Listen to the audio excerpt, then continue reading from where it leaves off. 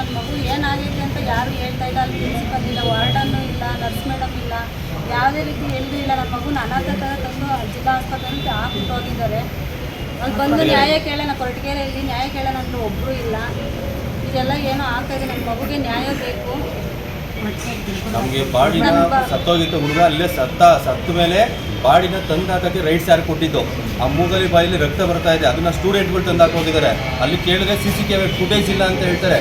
350 ಜನ ವಿದ್ಯಾರ್ಥಿ ಮತ್ತು ವಿದ್ಯಾರ್ಥಿನಿಯರು ಸ್ಕೂಲಲ್ಲಿ ಓದ್ತಾ ಇದ್ದಾರೆ ಅಂತಂದರೆ ಯಾವ ರೀತಿ ರಕ್ಷಣೆ ಕೊಡ್ತಾರೆ? CC ಕ್ಯಾಮ್ರಾಕ್ಕೆ ಇಲ್ಲ ಅಂತ ಹೇಳ್ತಾರೆ. ನಮ್ಗೆ ಕೇಳಿದ್ರೆ ಅದನ್ನ ನೋಡಿದ್ರೆ ನಮಗೆ ಒಳಗಡೆಗೂ ಬಿಡೋಕ್ಕೂ ನಮ್ಗೆ ಅವಕಾಶ ಮಾಡಿಕೊಡ್ತಾ ಇಲ್ಲ. ದಯವಿಟ್ಟು ಇದಕ್ಕೆ DC ಮೇಡಮ್ ಎಲ್ಲ ಬಂದ್ಬಿಟ್ಟು ನಮ್ಗೆ ಸಾಂತ್ವನ ಹೇಳಿದ್ರು. ಆಮೇಲೆ ಗೃಹ ಮಂತ್ರಿಗಳು ಬಂದಿದ್ರು, ಎಲ್ಲರೂ ಮನೆಗೆ ಬಂದು ಭೇಟಿ ಮಾಡಿ ಎಲ್ಲ ಹೇಳೋದಿದ್ರು. ಬಟ್ ನಮ್ಮ ನ್ಯಾಯ ಸಿಕ್ಕಿಲ್ಲ. ಅಲ್ಲಾಗಿರೋದು ಒಂದು ನಮಗೆ ಅನುಮಾನ ಕಾಡ್ತಾ ಇದೆ. ಯಾಕೆಂದರೆ ಜಿಲ್ಲಾ ಹಾಸ್ಪಿಟ್ಲಿಗೆ ನಮ್ಮನ್ನ ಹಾಸ್ಪಿಟ್ಲ್ ಬಾಡಿನ ಪೋಸ್ಟ್ ಮಾರ್ಟಮ್ಗೆ FSLಗೆ ಅಂತ ಹೇಳ್ಬಿಟ್ಟು ಪೋಸ್ಟ್ ಮಾರ್ಟಮ್ಗೆ ತಗೊಬಂದು ಇಲ್ಲಿ ಶ್ರೀದೇವಿಗೆ ಯಾಕೆ ಹಾಕಿದ್ರು? ಇದೆಲ್ಲ ನಮಗೆ ನ್ಯಾಯ ಭಾಳ ಅನುಮಾನ ಇದೆ ನಮಗೆ. ಇದಕ್ಕೆ ದಯವಿಟ್ಟು ನಿಮ್ಮ ಮೀಡಿಯಾ ಮುಖಾಂತರ ಕೇಳ್ತಾ ಇದೀವಿ, ನಮ್ಗೆ ನ್ಯಾಯ ಕೊಡಿಸ್ಬೇಕು ಅಂತ ನಾವು ಕೇಳ್ತಾ ಇದೀವಿ. 1.5 ತಿಂಗಳಾಯ್ತು ನನ್ನ ಮಗು 1.5 ತಿಂಗಳಾಯ್ತು ರಿಪೋರ್ಟ್ ಬಂದಿಲ್ಲ, ಯಾರು ರೆಸ್ಪಾನ್ಸ್ ಮಾಡ್ತಾ ಇಲ್ಲ ನಮಗೆ. ಗೃಹ ಸಚಿವ ಪರಮೇಶ್ವರ್ ಸಾಹೇಬ್ರ ಹತ್ರ 2 ಸಲ ಹೋಗಿ ನ್ಯಾಯ ಕೇಳಿದ್ದೀನಿ. ಅವ್ರು ಆದಷ್ಟು ಬೇಗ ಕೊಡ್ತೀವಿ ಅಂತ ಹೇಳ್ತಾರೆ. ಏನಂತ ಯಾವುದೇ ರೀತಿ ರೆಸ್ಪಾನ್ಸ್ ಇಲ್ಲ. DC ಮೇಡಮ್ ಹತ್ರ 2 ಸಲ ಬಂದಿದ್ದೀವಿ. ಆಯ್ತು ನ್ಯಾಯ ಕೊಡೋದೆ ಯಾವ ಕೆಲಸನೂ ಇಲ್ಲ, ಯಾವುದೇ ರೀತಿ ನಮಗೆ ಪರಿಹಾರ ಕೊಟ್ಟಿಲ್ಲ. ಒಂದು ಅವ್ರಿಗೆ ಕೆಲಸ ಮಾಡ್ಕೊಡ್ತೀವಿ ಅಂದ್ರೆ ಆ ಕೆಲಸದ್ದು ಮಾಡ್ತಾ ಇಲ್ಲ. ನನ್ನ ಮಗುಗೆ ಏನು ಬೇಕು? ಫಸ್ಟ್ ನನ್ನ ಮಗುಗೆ ಏನಾಯ್ತು ಅಂತ ನನಗೆ ಬೇಕು. ಅದು ರಿಪೋರ್ಟ್ ಏನು ಆಯ್ತೈತೆ ಅಂತಾನು ಗೊತ್ತಾಗ್ತಾ ಇಲ್ಲ ನಮಗೆ.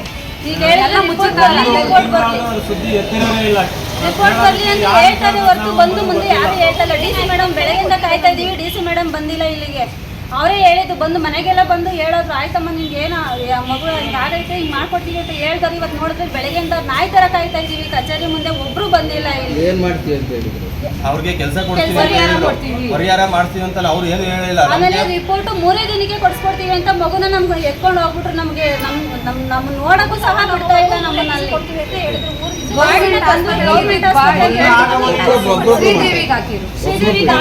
ಎಲ್ಲ ಬಂದಿದ್ರು ಮಣ್ಣಾಗವರೆಗೂ.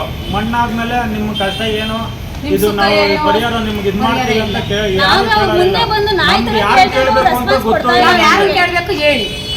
ಅಲ್ಲಿ ನ್ಯಾಯ ಎಲ್ಲೈತೆ? ನನ್ನ ಮಗು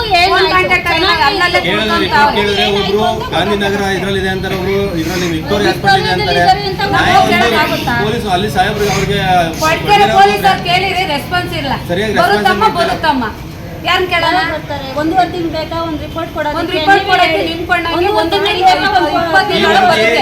ತಾಲೂಕಲ್ಲಿ ವರದಿ ಮಾಡಬಾರ್ದು ಅಂತ ಹೇಳ್ಬಿಟ್ಟು ಯಾವ ಮಾಡಿಲ್ಲ. ನಾವು ಅದಕ್ಕೆ ಈ ಒಂದು ತುಮಕೂರು ಡಿಸ್ಟಿಕ್ ಅಲ್ಲೇ ಮಾಡಬೇಕು ಅಂತ ನಾವು ಬಂದಿದ್ದೀವಿ. ಯಾಕೆಂದ್ರೆ ಅಲ್ಲಿ ಮುಚ್ಚಾಗ್ತಾ ಇದ್ದಾರೆ. ವಿಡಿಯೋ ಮಾಡಿ ಮುಚ್ಚಿಬಿಟ್ರು. ಅದನ್ನ ಯಾವ್ದು ಒಂದು ಪಬ್ಲಿಸಿಟಿ ಮಾಡಿಲ್ಲ. ದಯವಿಟ್ಟು ತುಮಕೂರು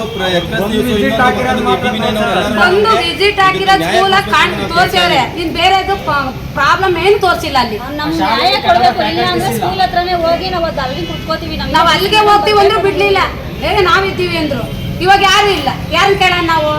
ನಮಗೆ ಪರಿಹಾರ ಏನು? ನನ್ನ ಮಗು ಆರೋಗ್ಯವಾಗಿ ಇತ್ತು. ನಾನು 8:30 ನಾನೇ ಬಿಟ್ಬಿಟ್ಟು ಬಂದಿದ್ದೀನಿ. ಸೋಮವಾರ ಬೆಳಿಗ್ಗೆ 8 ಗಂಟೆಗೆ ಬಿತ್ತಿರೋ ಮಗ ಸಾಯಂಕಾಲ 4:00 ಡೆಡ್ ಆಗೈತೆ ಅಂದ್ರೆ ಏನಾಗೈತೆ ಒಳಗೆ? ಯಾರು ಬಡ್ದಾಕಿರೋ? ಒಬ್ರಿಲ್ಲ ಅಲ್ಲಿ ಹಾಸ್ಪಿಟ್ಲಿಗೆ. ಅದು ಸ್ಟೂಡೆಂಟ್ ಅಂತ ಹಾಕಿದ್ದಾರೆ. ಇದು ಬಹಳ ವಾರ್ಡನ್ ಇಲ್ಲ, ಪ್ರಿನ್ಸಿಪಾಲ್ ಇಲ್ಲ. ನಮ್ಮ ಮಗಿಗೆ ಸೆಕ್ಯೂರಿಟಿ ಇದ್ಮೇಲೆ ಯಾಕೆ ಪೇರೆಂಟ್ಸ್ ಮಕ್ಕಳನ್ನ ಕಳ್ಸೋದು? ನಮಗೂ ಆಗಿರೋ, ನಮ್ಮ ಮಗಿಗೆ ಆಗಿರೋ ಬೇರೆ ಮಕ್ಳಿಗೆ ಆಗ್ಬಾರ್ದು. ಈ ಅನ್ಯಾಯ ನಮ್ ನ್ಯಾಯ ತೋರಿಸ್ಬೇಕು. ಎಲ್ಲ ಕೂಲಿ ಮಾಡಿದ್ದಾರೆ ಸರ್. ಇಲ್ಲಿ ಗಾರ್ಮೆಂಟ್ ದುಡ್ದು ಮಗನ್ ಸಾಕಿರೋದು ಒಂದು ವರ್ಷದಿಂದ 14 ವರ್ಷ ಸಾಕ್ಬೇಕಂದ್ರೆ ಎಷ್ಟು ಬಾಧೆ ಬಿದ್ದಿರ್ಬೇಕು ಮಗ. ಅವಳು ಒಬ್ಳು ನೀವೇ ಲೆಕ್ಕ ಹಾಕಿ. ಒಂದಿನ ಕೂಲಿ ಮಾಡಿ ಹೋಗ್ತೈತೆ ಅಂತ, ಒಂದಿನ ಅಟೆಂಡೆನ್ಸ್ ಬೋನಸ್ ಹೋಗ್ತೈತೆ ಅಂತ ಮಕ್ಕಳು ಸಾಕ್ತಾರೆ. ಮಕ್ಕಳಿಗೆ ಊಟ ಕೊಡಲ್ಲ ಅಂತ ಯಾರು ಕಳ್ಸಲ್ಲ ಶಾಲೆಗೆ.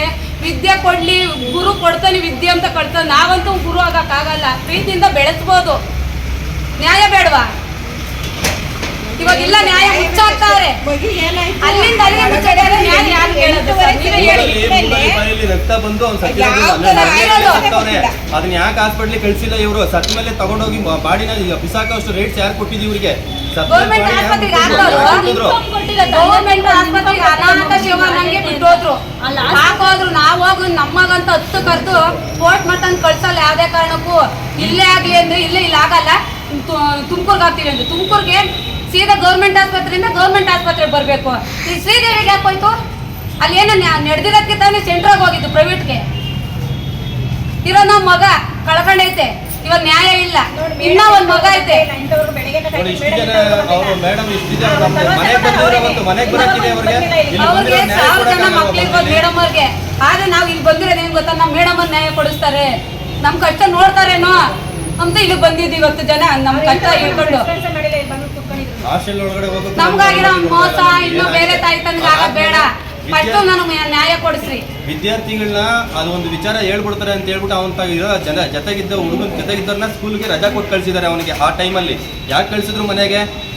ಇವಾಗ ಬೆಳಿಗ್ಗೆ ಇದ್ದು ಚೆನ್ನಾಗಿರೋ ಮಗ 4 ಬಾಡಿ ಡೆತ್ ಆಗೈತಂದ್ರೆ ಅಲ್ಲಿ ಏನ್ ಆಗೈತೆ ಅಂತ ತಾನೆ, ಯಾರ ಹೊಡೆದಾರೆ ಅಂತ ತಾನೆ, ಯಾರನ್ನ ಹೊಡೆದಿಕ್ಕೆ 3 ರಕ್ತಾಗ ಬ್ಲಡ್ ಬಂದಿರೋದು ನಮ್ಮ ಮಗಿಗೆ.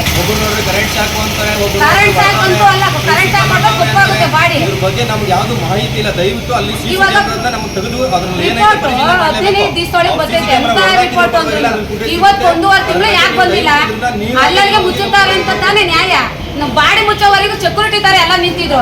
ಇವತ್ತು ನಮ್ ಸೆಕ್ಯೂರಿಟಿ ಯಾರಿಲ್ಲ, ಬೀದಿ ಬಿದ್ದಿದ್ದೀವಿ.